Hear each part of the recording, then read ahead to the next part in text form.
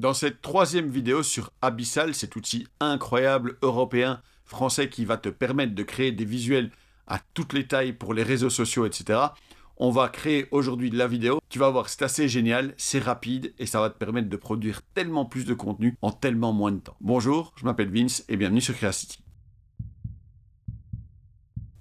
Encore merci à Abyssal pour la confiance et on va créer justement du contenu vidéo, du contenu animé en une seule fois à plein de formats différents. On s'y met, je te montre tout ça. Ce que je te propose de faire donc, c'est de passer de ce visuel-ci qui est statique à un visuel animé comme celui que j'ai créé ici et qui va en fait créer des petites vidéos. Je reviens quand même pendant que je suis en train de faire ça et pendant que je fais duplicate et que je fais enable animation. La chose sur laquelle je voulais revenir, c'est que je sais que d'autres logiciels existent, un Canva existe, un Figma existe, il y a tellement d'outils maintenant qui créent des vidéos ou des visuels, genre je sais par exemple très bien qu'il y a eu récemment la nouvelle version de ChatGPT, etc. Pour autant, je trouve qu'il y a quand même quelque chose là-dedans qui est encore très incomplet. C'est l'aspect un peu pixel perfect de ce qu'on peut réussir à faire. Alors, ici, je vais récupérer dans les différents settings ici, on va changer ceci, on va vérifier le fait que on va pas prendre HTML, mais on va pouvoir prendre le GIF. On a toute la configuration des différents layers qui peuvent être édités, parce que je te rappelle aussi que ces vidéos, elles vont être créées éventuellement à partir de données qui viennent soit d'un fichier style Excel, un CSV, soit directement à travers l'API, que tu as encore différentes options ici au niveau de ce que tu peux faire, même si HTML, on ne va pas s'en occuper, et que tu peux aussi changer ici le format du nommage du fichier, histoire d'avoir quelque chose qui soit très facile à retrouver aussi, éventuellement, dans ton Google Drive à la fin. Ok? Donc, ce qu'on a ici, je vais revenir maintenant là-dessus. Je vais éliminer quelques petites choses. Donc, je vais venir dans Edit Design. Et il y a une série de designs que je ne vais pas garder ici dans cette histoire, parce que tout simplement, j'en ai pas vraiment besoin. Mais tu vois que j'ai ici un format horizontal qui peut être très pratique pour justement une petite vidéo YouTube, pour passer d'un truc à l'autre. J'ai un format carré que j'ai plus vraiment besoin parce que maintenant, même Instagram n'utilise plus vraiment le carré. Un carré avec la transparence dont j'ai pas vraiment besoin non plus.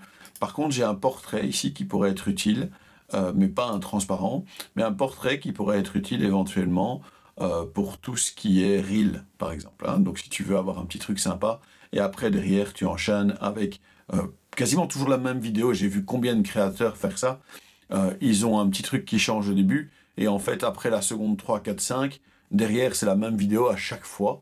Donc voilà, c'est une idée peut-être pour faire du A/B test en masse. Alors, je vais encore éliminer pour l'instant celui-ci, juste pour jouer avec le format portrait, histoire que ce soit facile pour tout le monde. C'est qu'on a ici effectivement le numéro et le titre de la mission. Ça, c'est du texte qui va apparaître. Et franchement, je voudrais que ça apparaisse plutôt vers la fin. Il y a le reste qui doit d'abord apparaître.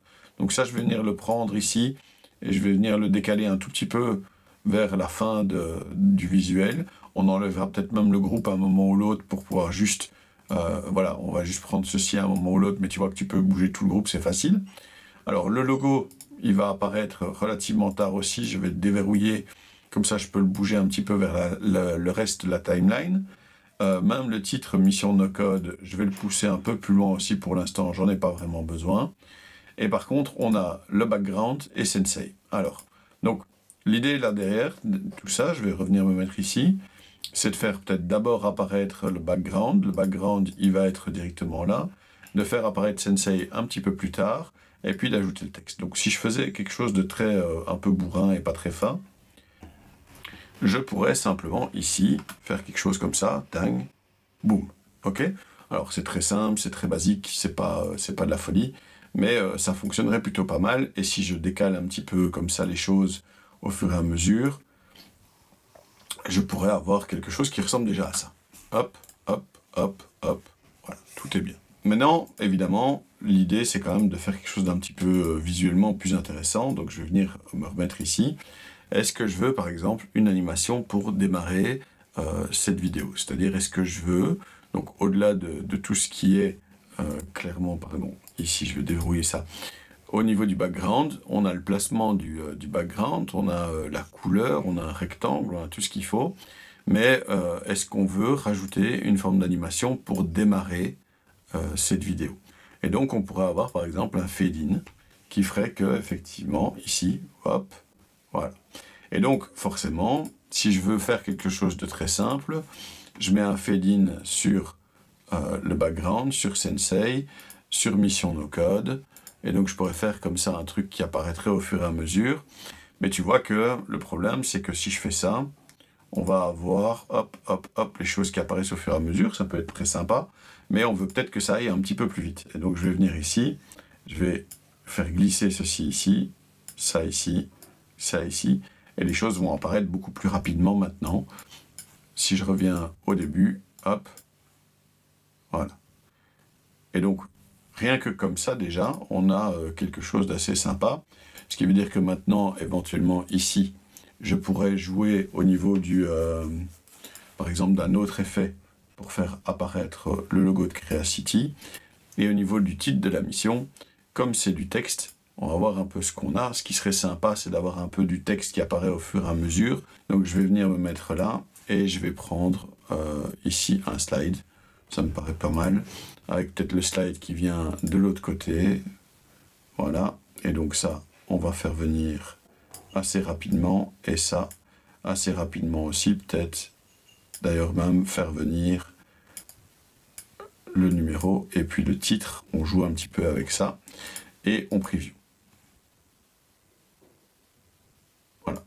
Alors, ce qu'on peut faire, d'ailleurs, c'est que ici, tu vois, pour l'instant, on a une animation et on peut rajouter encore une animation en plus. Donc, tu peux avoir 2 animations sur chaque élément. Et donc, ici, par exemple, moi, j'aime bien le fade quand même. Je trouve ça toujours sympa, je trouve ça toujours propre. Je reviens ici, je preview, hop. Et là, maintenant, tu vois, en plus d'avoir le mouvement gauche-droite, on a le fade qui vient se mettre aussi. Et si tu remarques, à la fin, on n'a plus le background, parce que tout simplement, on n'est pas resté jusqu'au bout. Il faut allonger la durée de chacune de ces réglettes, ici, entre guillemets, pour que ça corresponde. Et donc là, maintenant, on a une petite vidéo de 7 secondes d'introduction qui permet d'avoir quelque chose de très propre et surtout quelque chose de complètement reproductible que tu vas pouvoir utiliser à chaque fois. Alors si on continue au niveau des options, tu vois que ici en plus tu as les courbes pour faire apparaître les choses. Donc par exemple ici le petit élastique qu'on pourrait mettre au niveau par exemple du fade là, au niveau du slide on pourrait mettre un truc élastique in-out qui ferait par exemple ça. Et alors qu'est-ce que ça donne au niveau résultat? Hop, tac. Voilà, poupoum. Et il y a eu ce petit effet à la fin de retour. Évidemment, comme la durée n'est pas très longue, tu t'en es peut-être pas complètement rendu compte. N'empêche qu'il y a encore moyen de mettre d'autres keyframes, d'autres moments, hein, d'autres petits points ici. Le petit point que je suis en train de déplacer, tu peux en rajouter d'autres pour faire des mouvements un peu plus spéciaux, pour ajouter des choses qui vont bouger à un endroit et puis finalement à un autre endroit qui vont te permettre de jouer beaucoup plus avec les différentes possibilités d'animation. Je reviens une dernière fois sur ce que je disais tout à l'heure, entre Canva, ChatGPT qui propose des visuels maintenant et tout aussi. Pour moi, ce qui reste la toute grande force d'Abyssal, c'est ce placement pixel perfect de chacun des éléments. C'est-à-dire que si tu as une équipe qui a envie d'avoir des visuels qui sont vraiment super propres, qui font des choses super vraiment quali, ou on a décidé que les informations apparaissaient à tel endroit. Tu te rends bien compte ici, par exemple, avec la position des doigts de Sensei, si je commence à faire un truc qui est trop grand, trop petit, un peu plus à gauche, un peu plus à droite, et qu'en plus c'est jamais placé exactement de la même manière, au final c'est pas super au niveau de ce qu'on veut donner comme impression, comme résultat, comme image. Ok? Donc ça, c'est déjà toute la partie ici pour les vidéos. Et je voudrais revenir quand même encore une dernière fois, parce que ça c'est dans toute la partie HTML5, que moi j'utilise pas vraiment particulièrement, mais qui est tout à fait possible aussi. Donc tu l'intégrerais directement dans ton site. C'est la partie des boutons qui te permettent de créer effectivement ici des résultats supplémentaires, qui te permettent d'avoir des fonctions supplémentaires au niveau des boutons. qui te permettent de faire des choses vraiment sympas. Ici, si tu regardes un petit peu au niveau des boutons, ce que ça va permettre de faire, derrière, tu vas pouvoir ajouter plein de possibilités. Donc ça, c'est une chose. Et tu as aussi les différentes formes que tu peux encore ajouter, le logo, la vidéo. Tu peux encore faire pas mal de choses qui te permettraient de personnaliser encore plus tes visuels. Mais moi, vraiment, ce qui m'a aidé énormément avec Abyssal, surtout avec le fait que maintenant on approche tout doucement la centaine de missions no-code chez Creacity, c'est que tu te rends compte que si je devais recréer ça pour chaque mission, et dans les différents formats, et les formats statiques, et les formats animés, etc., ça prendrait un temps absolument phénoménal. Et je vais même te dire que d'un autre côté, on a aussi tous les visuels qu'on crée au niveau des webinaires et des workshops. Et là aussi, par exemple, ces visuels-ci, le fait d'avoir un visuel sur lequel tu as chaque fois le titre qui doit changer de taille, avec chaque fois l'heure qui est parfois, elle passerait sur une ligne ou 2 lignes, d'avoir chaque fois l'URL ici, d'avoir chaque fois les mouvements qu'on veut, et chaque fois le fait de le mettre à la bonne taille pour chaque format, ça met un temps impossible à faire ça dans Canva. Et au moins, j'ai la certitude d'avoir chaque fois un résultat qui est nickel, professionnel, qui me fournit toutes les tailles nécessaires, que j'envoie éventuellement à la personne qui fait les pubs. Et voilà, tout ça coule de source, roule tellement facilement que c'est super simple. Je suis vraiment très content d'avoir fait cette série avec Abyssal parce que c'est un outil que moi j'utilise toutes les semaines au moment où je crée des nouveaux contenus, etc. Je vais l'utiliser pour lancer ça. Chaque semaine, on a un workshop le jeudi. Je vais utiliser Abyssal. Je l'utilise vraiment énormément pour beaucoup de choses. Et tu vois bien que la dernière fois que je l'ai mis à jour, c'était il y a 3 mois. Et le truc tourne depuis ce moment-là. Et chaque semaine, on sort des nouveaux visuels. Et chaque semaine, on fait des trucs avec Abyssal qui me permettent de gagner du temps et d'avoir un résultat qui est toujours nickel chrome.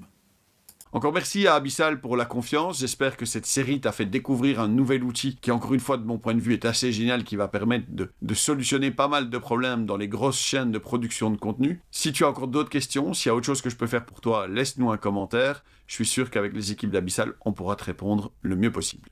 Encore une fois, merci d'avoir regardé cette vidéo. N'oublie pas d'aimer, de commenter, de partager, de t'abonner et de faire sonner la cloche. Sois sympa dans les commentaires parce que les trolls, c'est uniquement chouette quand ça danse, ça chante ou ça fait des câlins.